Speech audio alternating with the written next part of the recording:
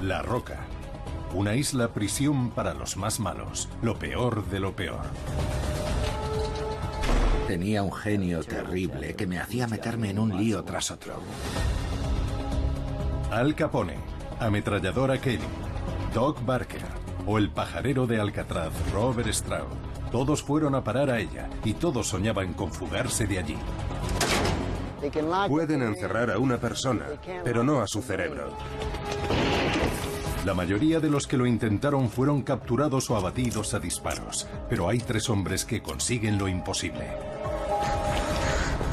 Su corazón va a 1000, cada vez más rápido. Pasan mucho miedo.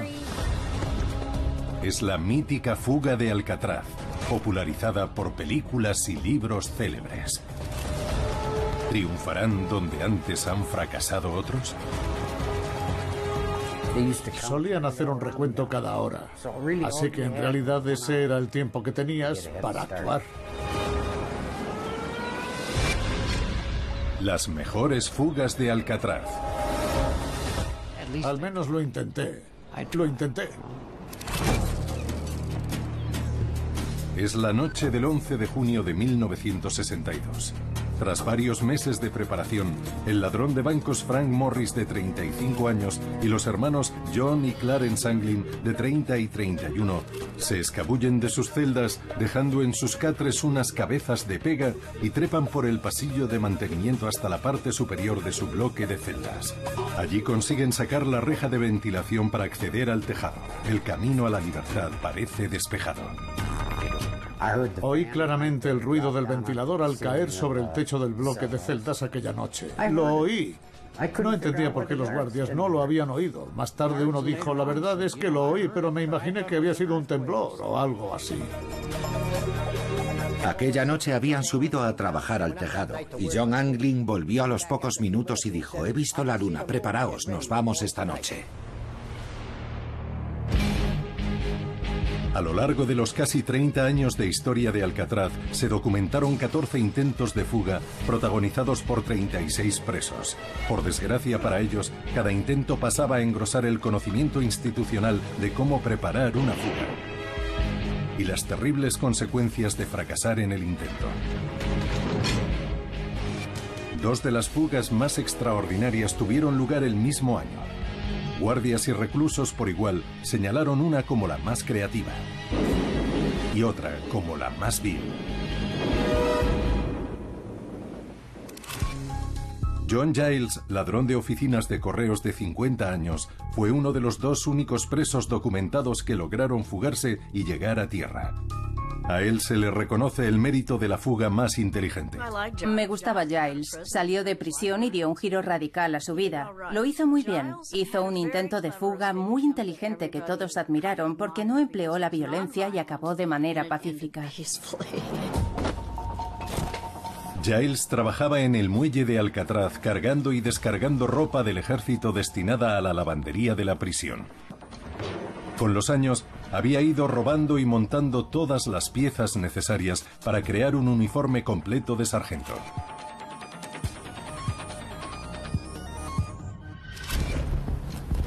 El 31 de julio se puso el uniforme bajo su ropa de convicto.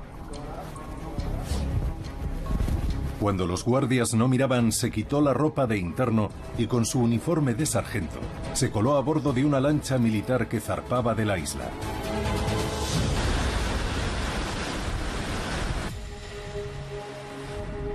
Por desgracia para Giles, su fuga fue descubierta en un recuento en el muelle. Una barca partió al instante de Alcatraz y logró interceptar la lancha militar antes de que llegara al siguiente puerto, junto a la isla de Los Ángeles y no a San Francisco, como Giles esperaba. Allí fue recibido por un guardia de Alcatraz con expresión divertida. Giles, al parecer, no nos había visto, ni acercándonos a la isla ni pasando a la barcaza, porque cuando salió desfilando por el muelle de la isla de Los Ángeles y nos vio allí con las esposas esperándole, puso una expresión de fastidio total y dijo, creía que esa maldita bañera iba a San Francisco. Le pusimos las esposas y lo subimos al furgón, sin rencores, de vuelta a Alcatraz. Desde entonces los internos lo llamaban Giles dirección equivocada. Fue el único intento de fuga que el capitán de los guardias Filbergen casi deseó que hubiera salido bien. Fue bueno para la moral de los internos. Tendrían que haberle dado una recompensa en vez de echarle 5 años. Había invertido mucho tiempo, estaba envejeciendo, no habría representado ninguna amenaza para la sociedad estando en la calle. Solo 9 meses después, un atracador de bancos de Kentucky llamado Bernard Coy y sus socios en varios asesinatos y asaltos a bancos, Joseph Kretzer y Marvin Hobart, concibieron un plan de fuga mucho más violento. Después de 8 años en prisión, Bernard Coy había descubierto un punto débil en los barrotes que protegían una de las 2 galerías de armas del bloque. Un día que estaban puliendo el suelo, él y Marvin Hobart aprovecharon para atacar a un vigilante del pabellón, hiriéndole de gravedad. Coy, que había hecho dieta para caber entre los estrechos barrotes, se quitó la ropa para abultar todavía menos y escaló los barrotes hasta ese punto débil de la galería de armas. Usando una barra extensora, logró atravesarlo.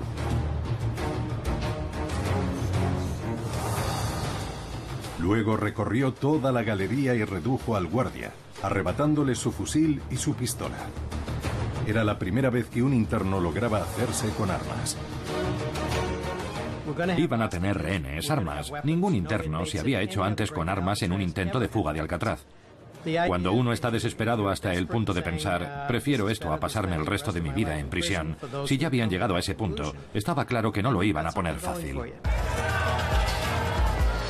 Coy, Kretzer y Hobart contaban con que podrían usar las llaves guardadas en la galería de armas para salir del bloque de celdas.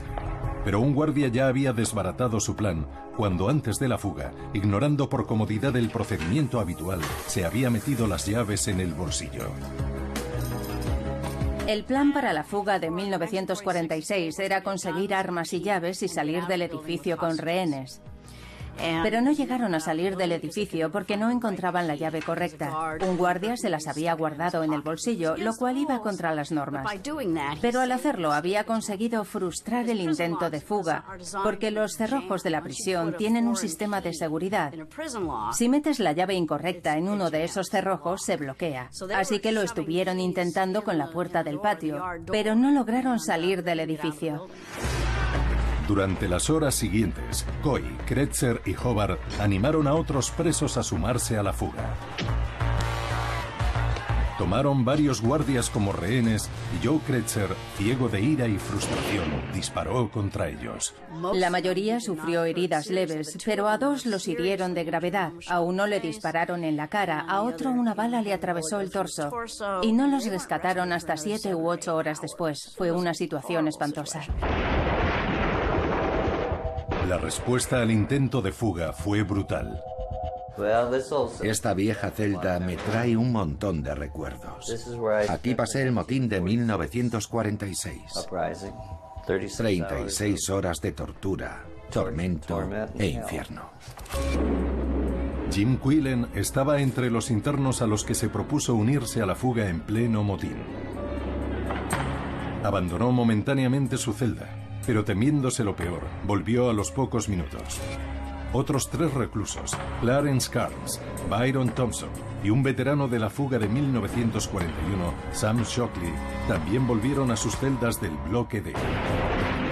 Soportaron durante horas el bombardeo de los guardias, el ejército, la armada, la guardia costera y 2 pelotones de asalto de los marines, todos apostados alrededor del pabellón de celdas para abortar la fuga.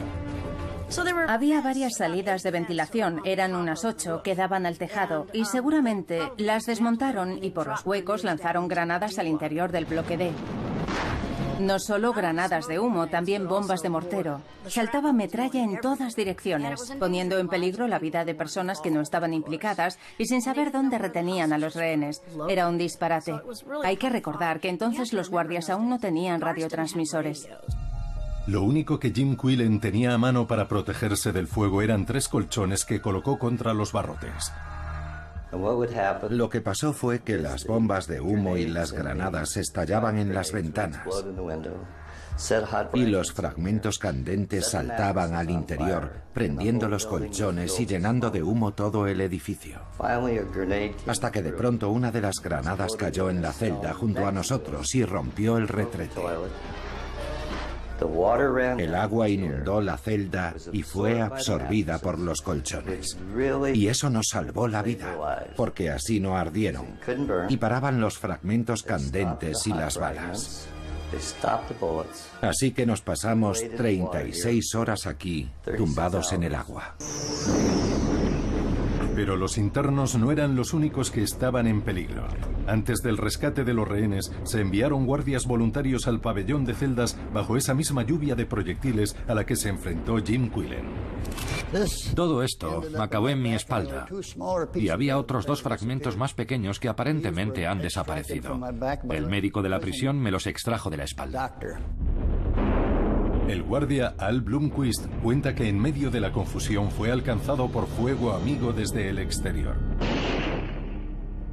Lo triste del caso era que habían apostado a agentes debajo del bloque D, en aquella colina de allá abajo, y les habían dado órdenes de disparar a matar si veían algún movimiento en alguna de las ventanas. Y luego se olvidaron de avisarles. No disparéis, que vamos a enviar unos agentes al bloque D. Fue un lapsus inexplicable, una negligencia. Él sufrió lesiones leves, pero Harold Stites, el otro guardia que estaba con él, el mismo Harold Stites que había frustrado la fuga de Limerick, Franklin y Lucas, no tuvo tanta suerte. Después de 1 hora aproximadamente, quizá 2, no me acuerdo, dijo: estoy harto de estar aquí sentado. Voy a acercarme hasta el pabellón de celdas. Yo le dije: estás mal de la cabeza, Stites. Si pasas junto a esa ventana vas a recibir lo que no me han dado a mí. Le advertí: te van a matar. No pases junto a esa ventana. Bueno, me arriesgaré, dijo. No puedo quedarme aquí sentado para siempre. Quiero ir hasta el pabellón de celdas a ver qué está pasando. Tú mismo, pero yo que tú no lo haría. No me movería. Se levantó, pasó junto a esa misma ventana y le alcanzaron de lleno. Cayó hacia adelante por las escaleras metálicas del bloque D y aterrizó de cabeza allí abajo. Estaba muerto. Muerto. Le dieron de lleno. Uno de nuestros agentes muerto por fuego amigo. Yo estaba justo ahí detrás. Sí. Y yo estaba ahí abajo. La polémica sobre la batalla de Alcatraz sigue muy viva.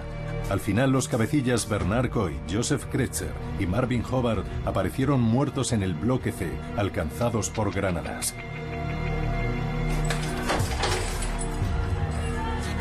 Si el bloque D estaba aislado del resto del pabellón de celdas, ¿era realmente necesario bombardear a unos internos que no oponían resistencia? Philip Bergen, que era el capitán de los guardias, y Jim Quillen, que estuvo recluido allí, siempre estarán en desacuerdo. Lo que me indignó, y todavía hoy me indigna, es que si la puerta estaba cerrada con llave, ¿por qué estuvieron toda la noche y parte del día siguiente bombardeándonos sin parar, con granadas de fusil, granadas de mano, fuego de artillería, si la puerta estaba cerrada y el fusil no podía ir a ninguna parte? Yo sostengo que aquella tarde, cuando iniciamos el asalto a esta unidad hacia las 6:30 de la tarde, nos recibieron disparando a mansalva. A la luz de los hechos, como Joe había disparado a aquellos guardias, puedo entender la rabia del personal que llegó y se los encontró así. Pienso que lo ocurrido en el bloque D tuvo que ver con la venganza. Fue una cuestión de sangre por sangre. Tú disparas a los nuestros y nosotros a ti. Pienso que no tenían que haberlo hecho, pero yo no estaba al mando de la operación. No, claro, lo entiendo. Yo hacía las funciones de observador avanzado. Y si allí dentro había un fusil, Coy o quien lo tuviera le habría matado. O yo a él. Bueno. Yo disparaba mejor que Coy. Si llego a ponerle el ojo encima, habría sido hombre muerto. Coy era un fanfarrón. Tenía muchas agallas. La gente valora en exceso las agallas. Mucha valentía sin cerebro no suele acabar bien. Bueno, él se cargó un sistema que ustedes tenían mucho empeño en demostrar al mundo que era a prueba de fugas, que nadie podía conseguirlo. Pero aquel contrabandista de alcohol de Kentucky se coló allí y le quitó el fusil a uno de sus guardias. No me diga que no tenía nada en la azotea. Está claro que no hubo vencedores en aquel intento de fuga. Lo que sí hubo fue una interesante nota al margen, un gesto de extraordinario valor por parte de otro preso atrapado en el bloque D, Robert Stroud, el célebre pajarero de Alcatraz. Por cómo salía retratado en la película, Stroud es recordado como un afable amante de los pájaros. En la vida real nunca cuidó pájaros en Alcatraz. Eso había sido años antes, en la cárcel de Leavenworth, y en contra de la creencia popular, no había muchos internos o guardias que lo quisieran o admiraran. Sin embargo, en este caso fue un héroe. En 1946 estaban disparando a través de estas ventanas. Los proyectiles impactaban en el suelo y todas estas puertas de acero macizo estaban abiertas. Aquí dentro había hombres gritando porque la metralla impactaba a su alrededor y no tenían con qué protegerse. El único que se atrevió a hacer algo fue Robert Stroud. Su celda era la 41 o 42 y se movió como todos los demás porque estaban disparando en esa esquina. Pero él fue bajando de un nivel a otro hasta llegar al suelo mientras estallaban las granadas. Y cerró una a una todas las puertas de acero, protegiendo a los presos que estaban en el interior. Cuando terminó, volvió a trepar de un nivel a otro hasta su celda. Y tenía 56 años. Pero la prisión a prueba de fugas con peor fama de América todavía tendrá que enfrentarse a su mayor desafío. El genio Frank Morris, junto con los hermanos Anglin y Allen West, están decididos a fugarse. Aunque los guardias no sospechan nada, muchos internos sí saben lo que se avecina.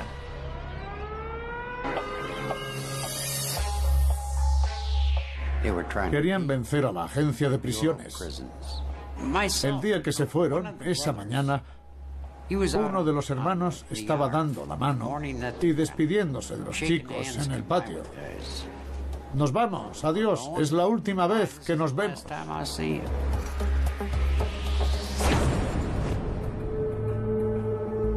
Esa noche, alrededor de las 11, los hombres ponen su plan en marcha.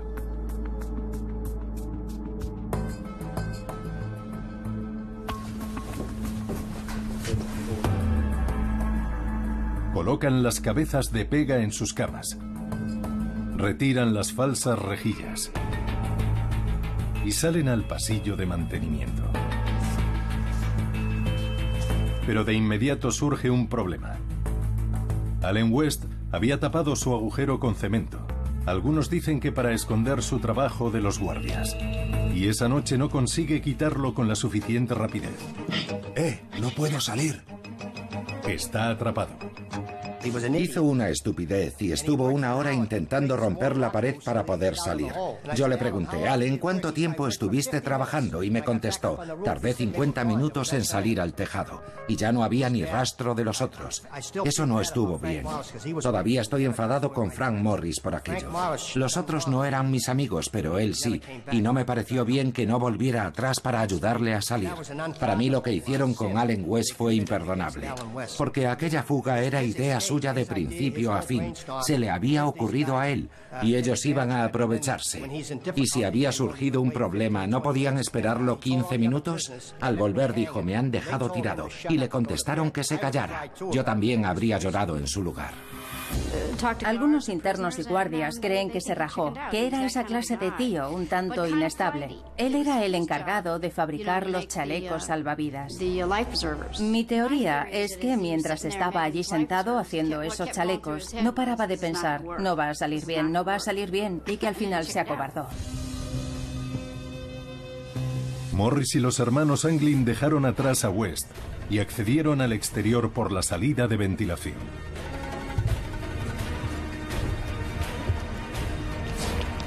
Recorrieron todo el tejado del pabellón de celdas.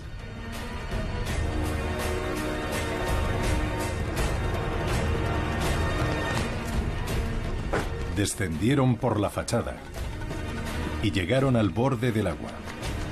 Era un momento crítico. Muchos habían fracasado después de haber conseguido llegar hasta allí, pero estos tres hombres tenían la fuerza física y las herramientas para conseguirlo, y una férrea determinación.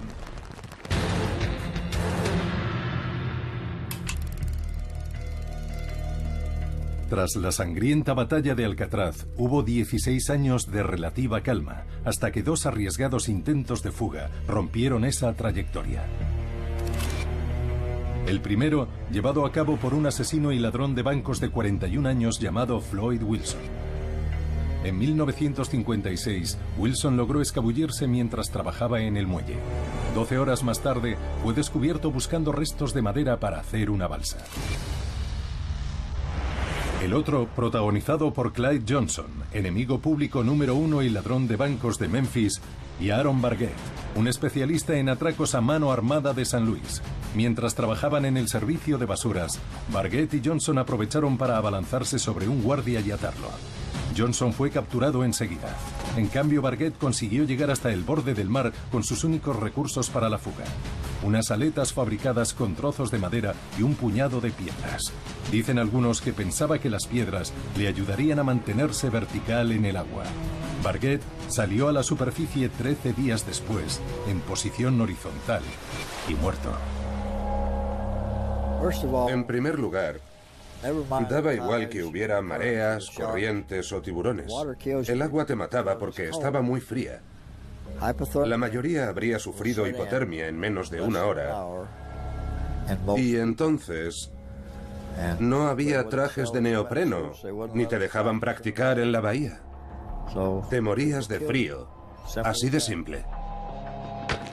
Yo le dije: Clyde, por Dios, no te metas tantas piedras en los bolsillos. Te hundirás como una piedra, nunca mejor dicho. Luego, cuando consiguió recuperar el aliento, me dijo: eso fue lo que le pasó al otro, se fue directamente al fondo como una piedra. Nos contó que Aaron se había hundido y no salía, y que él había esperado y esperado, pero Aaron seguía sin salir, y que se había enredado en una maraña de hierbajos. Pero fueron las aletas, no las piedras. Los agentes encontraron a Barguet en el agua. Una amiga mía que vivía en la isla, Linda Davis, iba con su madre en el barco a la ciudad, y su madre le dijo: no mires, no mires, mientras lo estaban sacando del agua. Pero claro que miré, me contó, y dijo que después de verlo no había podido comer cangrejo en 10 años, porque el cadáver estaba todo cubierto de cangrejos, colgando del cuerpo, mientras lo subían a bordo. Cuando miras a la bahía de San Francisco con toda su belleza, para nosotros se volvió muy fea. Porque el agua era el muro que nos mantenía allí atrapados. Y no era bonito. Mató a Barguet, mató a un montón de presos fugados, y eran amigos míos, ¿entiende?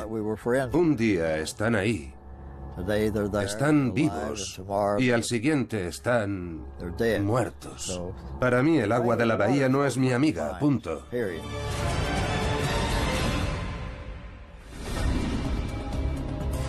Frank Morris y los hermanos Anglin han logrado lo imposible: escaparse del pabellón de celdas y llegar hasta las aguas de la bahía de San Francisco. ¿Triunfarán donde tantos otros han fracasado? Inflan la balsa.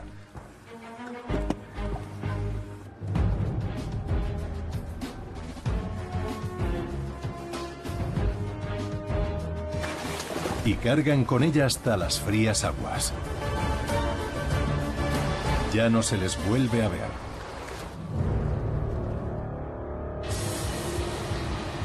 Al día siguiente, un guardia descubre la cabeza artificial de Frank Morris. Fue Bill Long quien descubrió las cabezas de pega. Primero, a la hora de levantarse, el funcionario miró y dijo: Mire, este no se levanta. A continuación, Bill bajó y exclamó: a los barrotes. Cuando dices a los barrotes, el interno debe levantarse de inmediato y ponerse frente a ti. Las cabezas de pega no se levantaron para el recuento, ni encendieron un cigarrillo, como se esperaba que hicieran todos nada más despertarse. Tenían que ponerse de pie junto a los barrotes de la celda para el recuento. Naturalmente los muñecos no lo hicieron, así que un funcionario llamado Larry Bartlett se fue rápidamente para Bill Long, el teniente al mando, y le dijo: Bill, tengo a uno que no se levanta. Y Bill salió disparado por el pasillo Broadway, giró a la derecha, luego a la izquierda.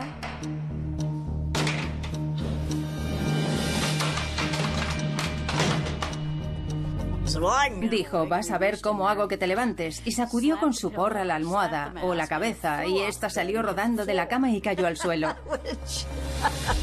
Todos se apartaron de un salto. Rápidamente se corrió la voz entre los reclusos.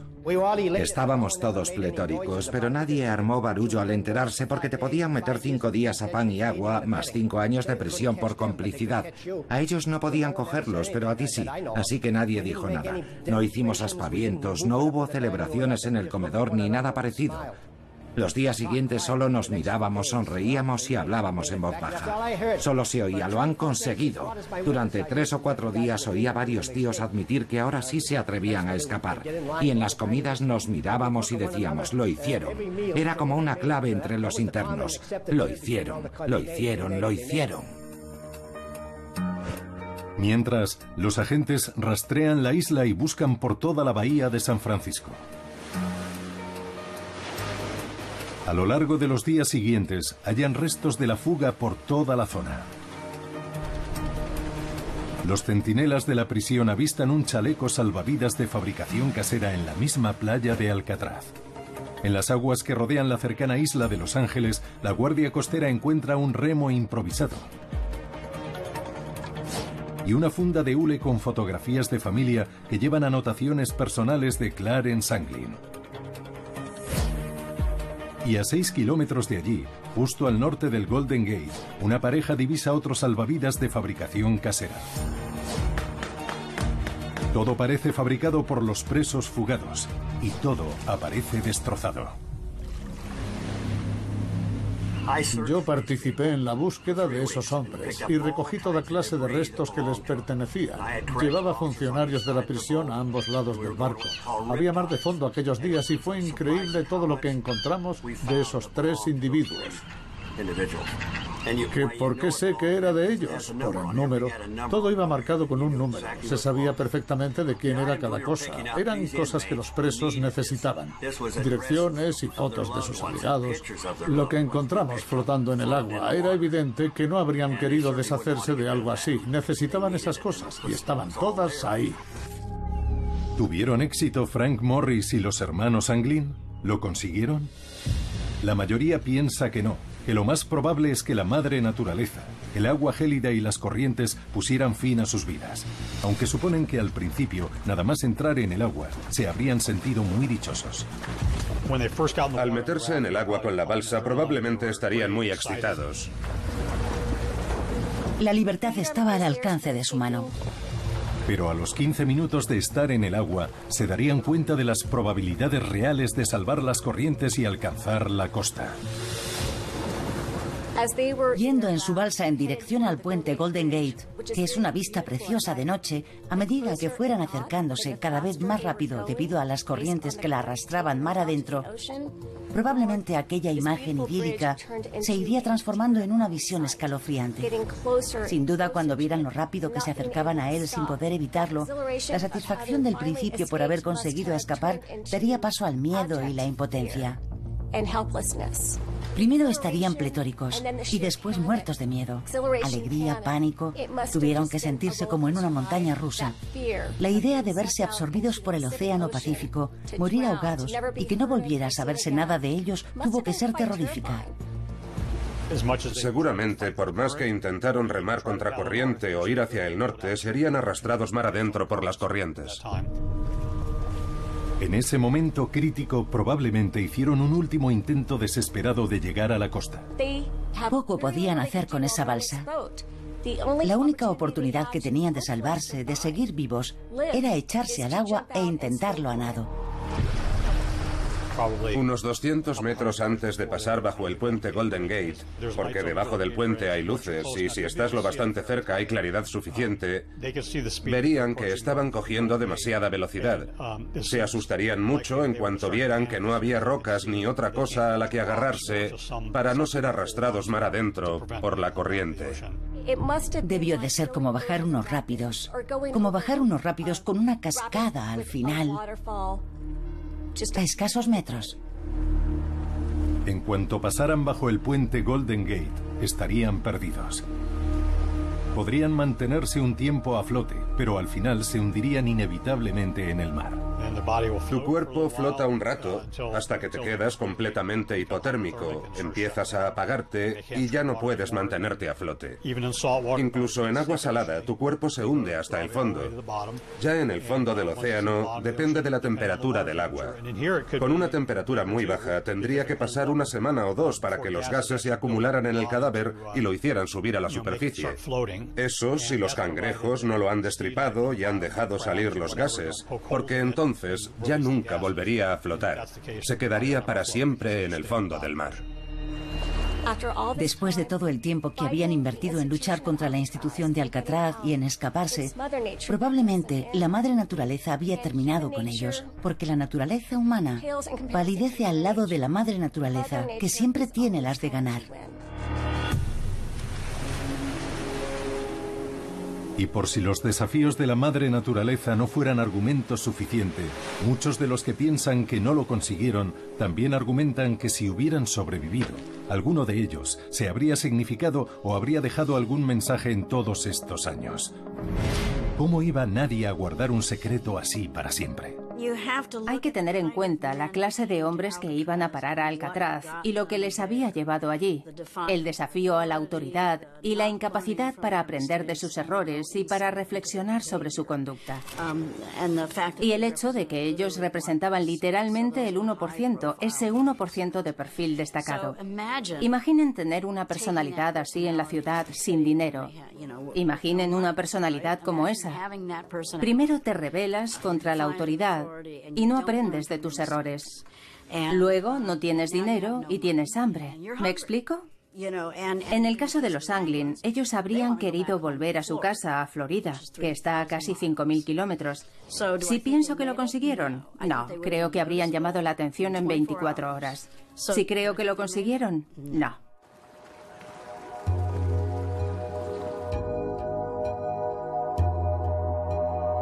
La otra parte afirma que no tenían necesidad de comentarlo. Que Morris y los hermanos Anglin tuvieron la oportunidad de rehacer sus vidas y nunca volvieron la vista atrás. No podían hacerlo bajo ningún concepto. La prueba irrefutable de que lo lograron es que nunca se encontró la balsa ni a ninguno de los tres. No tenían necesidad de contactar con nadie.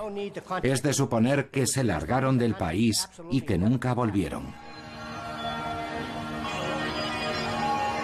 Y hay nuevos indicios que apoyan la teoría de que sí lo consiguieron.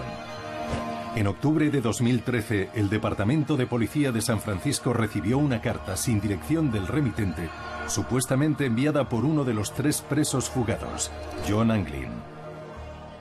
Me llamo John Anglin. En junio de 1962 me fugué de Alcatraz con mi hermano Clarence y con Frank Morris. Sí, aquella noche lo conseguimos, aunque por los pelos.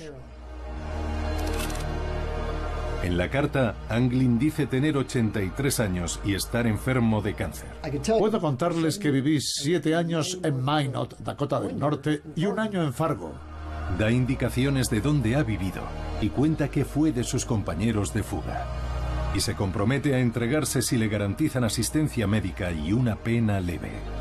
Volveré a escribirles y les daré mi dirección exacta. No da ninguna dirección de retorno. Dice que le respondan por televisión. El Departamento de Policía de San Francisco remitió la carta al FBI, que a su vez pasó la investigación al Cuerpo de Alguaciles de Estados Unidos. Actualmente el supervisor adjunto Michael Dyke es el encargado del caso. El FBI practicó las pruebas forenses habituales. Hizo un análisis grafológico y trató de tomar muestras de ADN del sobre, restos de saliva o ADN de células de la piel que pudiera haber en el material, y se analizaron esas muestras. También intentaron tomar huellas dactilares. No encontraron nada útil o que pudiera compararse con lo que había en sus expedientes, por lo que no pudieron llegar a un resultado concluyente.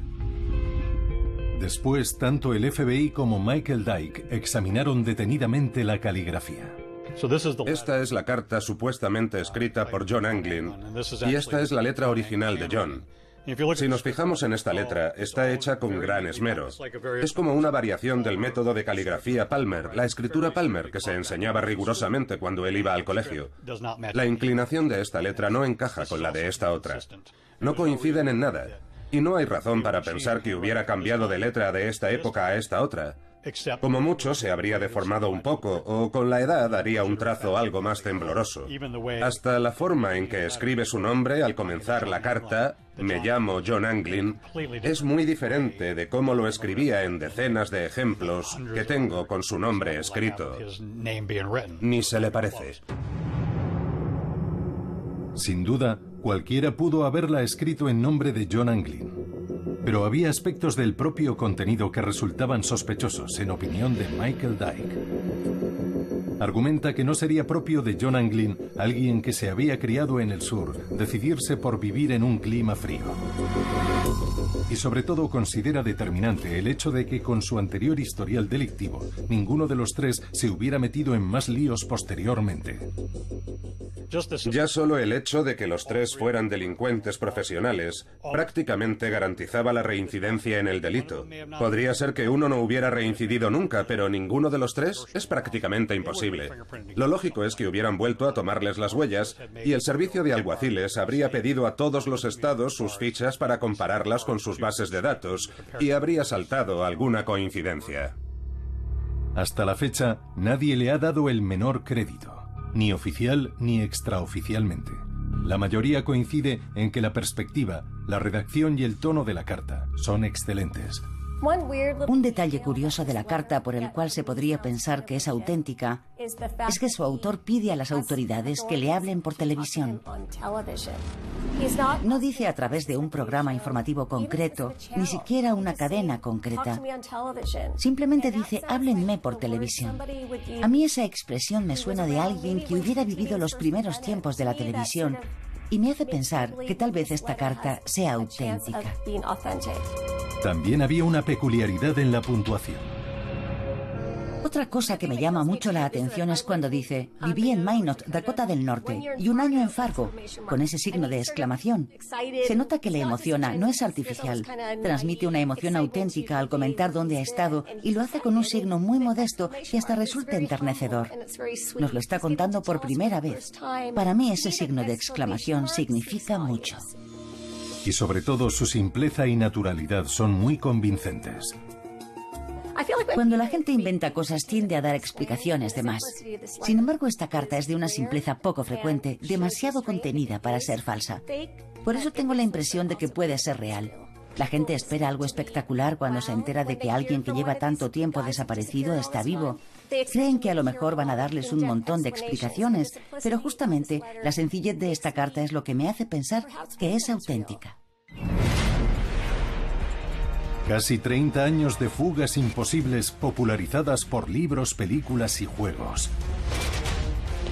¿Lo lograría alguno de ellos? Tal vez nunca se sepa la verdad sobre la fuga de Morris y los hermanos Anglin. Pero solo unos meses más tarde, otra fuga sería la demostración definitiva de que los internos podían alcanzar la libertad.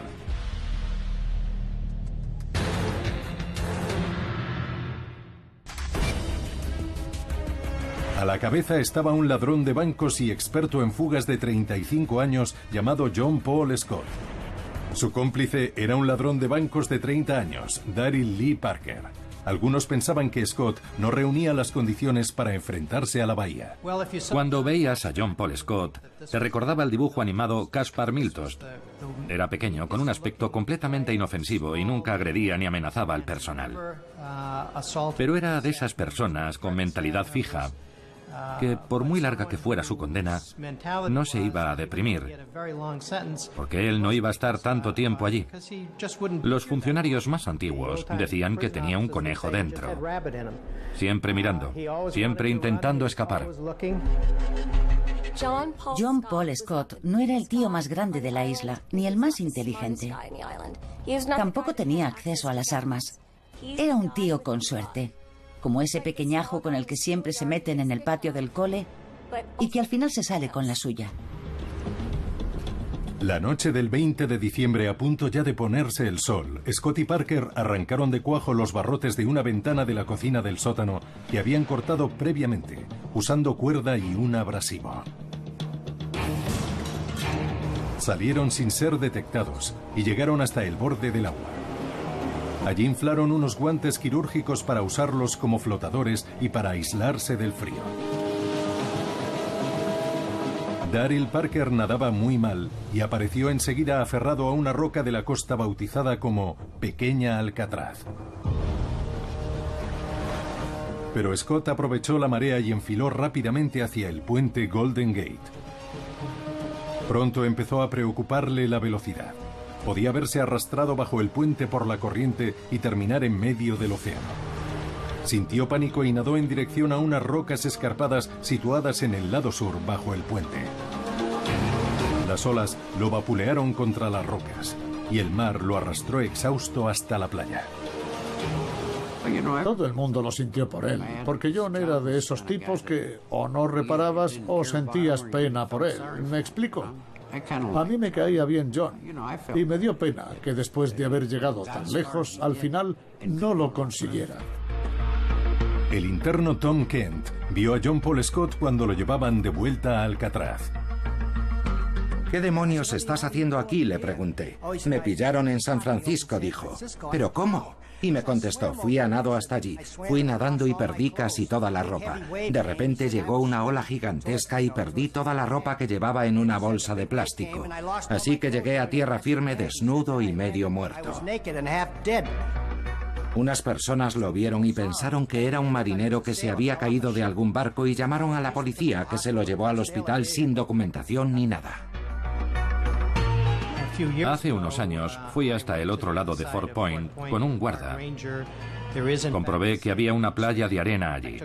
Así que tomé unas fotos y al volver a la prisión donde Scott estaba cumpliendo entonces una condena federal, le enseñé las fotos de la playa. Si uno escucha la grabación de aquella entrevista, solo se le oye decir, oh, Dios mío, estaba ahí mismo. Y luego se me oye a mí, lo siento, no tenía que habértelas enseñado. Porque para él fue muy doloroso ver lo cerca que había estado de la playa. Había estado a punto de conseguirlo.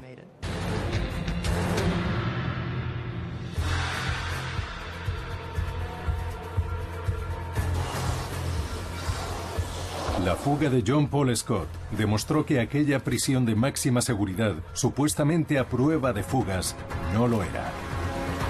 Y ya fuera por la fuga de Scott o por la de Morris y los hermanos Anglin, apenas unos meses después, el gobierno cerró la penitenciaría de la isla de Alcatraz. Y con ella acabó aquella prueba extrema para presos extremos. Todos soñaron con escapar. Pero solo unos pocos tuvieron el valor de emprender la fuga de Alcatraz. Era un sitio espantoso y sin embargo vivíamos allí. El espíritu humano es más fuerte que cualquier otra cosa en el mundo, da igual quién seas o dónde estés. Al menos lo intenté. Eso para muchos con largas condenas encima era como un salvavidas mental. Si al menos lo intentas, nunca tendrás que preguntarte a ti mismo si lo habrías conseguido. Al menos puedes decir, yo lo intenté. Lo intenté.